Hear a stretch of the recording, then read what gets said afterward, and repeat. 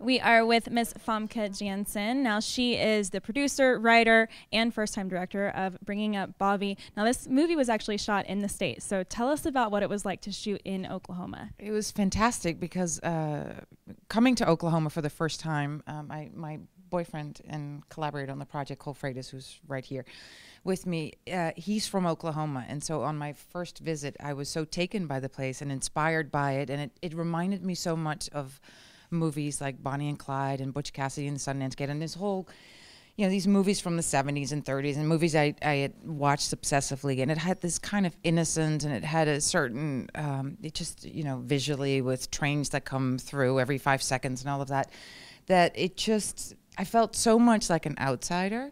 And we started talking about the idea of coming up with, a story of an outsider in Oklahoma, and out came Bringing Up Bobby. And so the fact that the place that had inspired it, we actually got to shoot the movie in, is really rare because it all has to do with rebate programs and money and money and money and money. And so finally we were able to shoot it here, which is fantastic because we could never, ever have done this movie without the help of the locals. We got so many things for free and so many goodwill behind us that it was really amazing. And not only did you shoot here, but you also went to the effort of including an Oklahoma band. Tell us about the Flaming Lips. The decision to get them involved.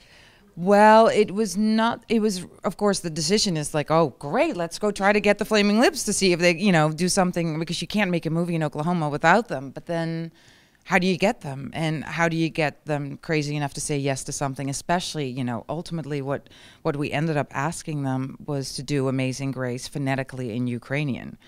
And I mean, only I guess Wayne Coyne is crazy enough to say yes to that. And so he did it. They did it. It's really amazing. And it's such a perfect way to bookend the film because we start with Mila Jovovich singing Proud Mary in Ukrainian. And so we really wanted to have this same, because the whole movie kind of marries Americana kind of music and culture with the European, Ukrainian, Russian thing that is Mila's character. So we wanted to really bookend it exactly like that. And they said yes, which I still can't believe they did, but it's really incredible. And finally, having this movie being shot in Oklahoma and produced in Oklahoma, bringing it back to a festival in Oklahoma, how do you feel about that?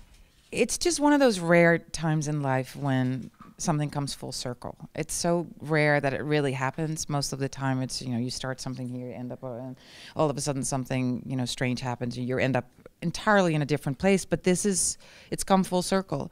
It was 2 years almost to the date that we were here shooting. In the meanwhile, we've traveled the entire globe with the film at festivals. We're going to Shanghai next week. We've been in France and Italy and Canada, everywhere, all over the country too. And so it's just the perfect way to right before it comes out, October 12th. October 12th is our release.